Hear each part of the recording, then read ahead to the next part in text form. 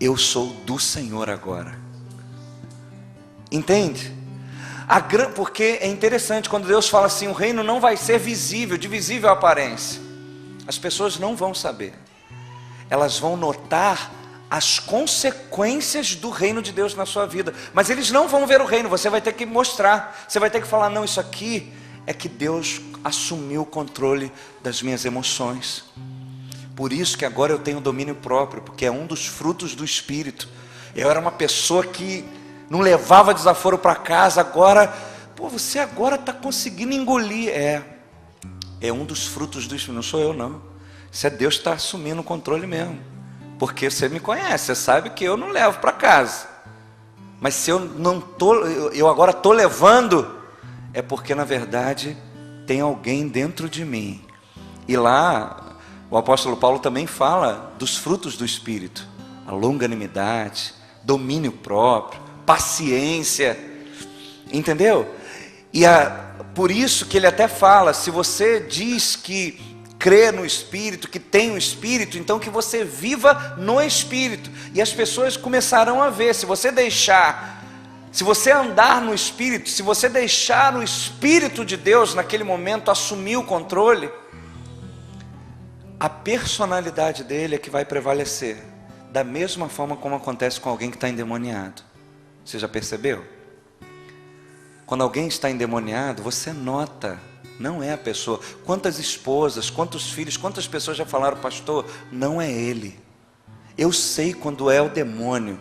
Ele se transfigura, ele fica agitado, ele fala de um jeito que não é o jeito dele, é o jeito da entidade. Aquela pessoa está possuída. Por isso, naquele momento, ela passa a ter a personalidade daquela entidade. A questão é que lá, do lado das trevas, o diabo não respeita o nosso livre-arbítrio. Ele toma posse da gente mesmo, a gente às vezes não quer, pessoas às vezes são constrangidas porque manifestam. Teve uma pessoa conhecida nossa que a tia dela, estava o pessoal vendo novela, televisão, manifestava. E ela ficava envergonhadíssima, às vezes a família, todo mundo lá, e aí ficava um tempão lá manifestada e tal, fazendo um monte de coisa, e pedindo bala, e pedindo charuto, e pedindo não sei o que lá, e tal. E aí quem não conhecia, às vezes, ficava escandalizada, a pessoa depois, que vergonha, porque não dependia dela, ela não queria isso. Então lá nas trevas, o diabo não te respeita. O nosso problema é que Deus nos respeita. Se você quiser ser você, Ele deixa. Esse é o problema da gente. Esse é o problema da democracia, de Deus, nesse momento, permitir que a gente possa fazer as nossas leis. Se você deixar, Ele assume o controle. Mas se você assumir o controle, Ele sai de cena. Por isso que a Bíblia diz que você pode abafar o Espírito Santo. Você pode fazer isso. E se eu abafo o Espírito Santo, tudo que é dele é abafado também na minha vida. Domínio próprio, alegria, mansidão, longanimidade. Aí vem para fora eu. Por isso que o apóstolo Paulo, ele fez certa vez uma grande declaração: vivo não mais eu, Cristo vive em mim. Só assim. O que eu tenho entendido é que o problema de muitas pessoas que estão enfrentando essas situações, muitas pessoas não estão conseguindo viver o reino de Deus. O reino de Deus não está sendo estabelecido no coração e na vida de muitas pessoas. O Senhor ministrou ao meu coração, é que o problema está em que muitas pessoas só têm uma opinião sobre Cristo.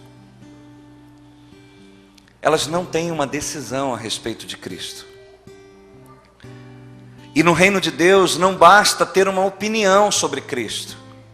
É necessário tomar uma decisão por Cristo. Quer ver? Abra sua Bíblia em Mateus capítulo 16. Esse texto é muito interessante. Mateus 16, 13.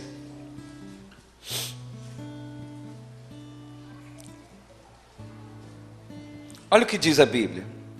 Indo Jesus para os lados de Cesareia de Filipe, perguntou a seus discípulos: quem diz o povo ser o Filho do Homem? E eles responderam: uns dizem João Batista, outros Elias, outros Jeremias ou algum dos profetas. Mas vós, continuou ele, quem dizeis que eu sou?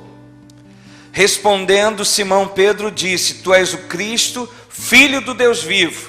Então Jesus afirmou: bem-aventurado és, Simão Barjonas, porque não foi carne e sangue que te revelaram, mas meu Pai que está nos céus. E aí você conhece o restante da história.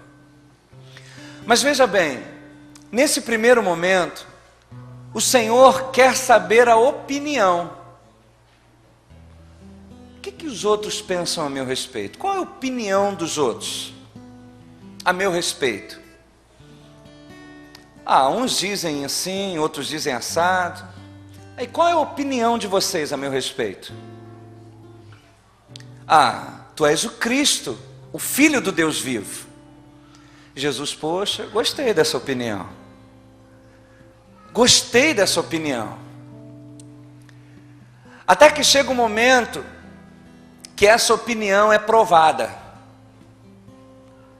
Jesus começa a apertar o cerco, lá em João 6, você vai ver isso. E ele começa a falar de compromisso: quem não come da minha carne, não bebe do meu sangue, não tem parte comigo. E alguns falam: poxa, discurso duro esse, hein? Estou fora. E a Bíblia diz que muitos dos seus discípulos o abandonam. Aí Jesus se volta para os seus discípulos, para os 12. E vós? Não querem ir embora também? Nessa hora a opinião deles é provada. E naquele momento eles tomam uma decisão. Para quem iremos nós? Tu tens as palavras de vida eterna. E eles ficam com Jesus. Eles tomam uma decisão. Tá pegando? Todo mundo está indo embora. Tenta imaginar, você está aqui na igreja, daqui a pouco você está sabendo que está todo mundo saindo da igreja. Ué, o que houve? Está todo mundo saindo da igreja. Ih, você soube? Mais um casal saiu da igreja. Mais uma pessoa saiu da igreja. E o ministério de louvor saiu da igreja. E o pessoal da intercessão saiu da igreja. E tenta imaginar isso. Foi mais ou menos isso que aconteceu. E aí Jesus se volta então para a liderança. Vamos supor, o pastor então se volta para a liderança de vocês. Não querem ir embora também? E naquele momento, a opinião da liderança a respeito do pastor, a respeito da igreja, a respeito da visão, é provado. E aí, como é provado? Quando eles falaram o seguinte: para quem iremos nós? Já está decidido. Já está decidido. Para quem iremos nós? Já está decidido para nós que tu tens as palavras de vida eterna. E a gente vai ficar contigo. Pode todo mundo ir embora. Mas olha que coisa até interessante. Pedro até chega a afirmar o seguinte: Senhor, ainda que todos te abandonem, eu jamais te abandonarei. Para você ver a convicção que ele tinha. Claro, que era um homem limitado e imperfeito. E o próprio Senhor até falou: rapaz, você não tem noção do que você está falando.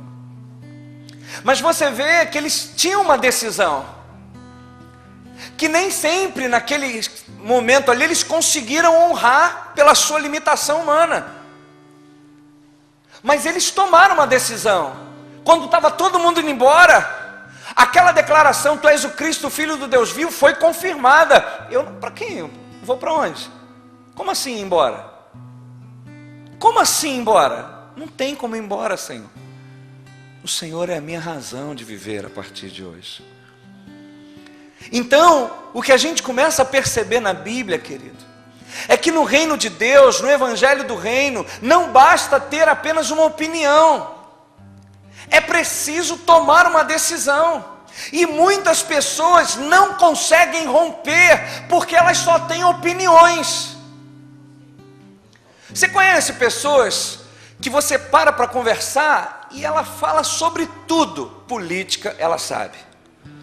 dinheiro ela sabe, e trabalho, só que ela não trabalha, ela só é gogó, ela conversa sobre tudo. O que você conversar, e eu sei, tá ligado no jornal, tá ligado e tal, mas quando você vai ver, é uma pessoa que não pratica nada, mas conversa sobre tudo, tem uma opinião firmada sobre tudo, só que essa opinião não vira atitude. Você conhece alguém assim ou não? Eu conheci alguns. Que quando você conhece uma pessoa extraordinária, rapaz, que cara inteligente, que mulher inteligente, que pessoa desenvolvida e tal, aí você começa a se relacionar com essa pessoa e você, e aí você vê que é gogó, vulgo gogó. Infelizmente tem gente assim na igreja, gogó. Gogó purinho, como falo. Sabem vários versículos bíblicos, gostam de discutir teologia. Tem gente que gosta de discutir teologia, gostam de falar sobre a Bíblia, mas não toma posição nenhuma com relação à palavra de Deus. Mas, não, pastor, gosta de fazer estudo bíblico, mas não se posicionam com relação aos estudos bíblicos.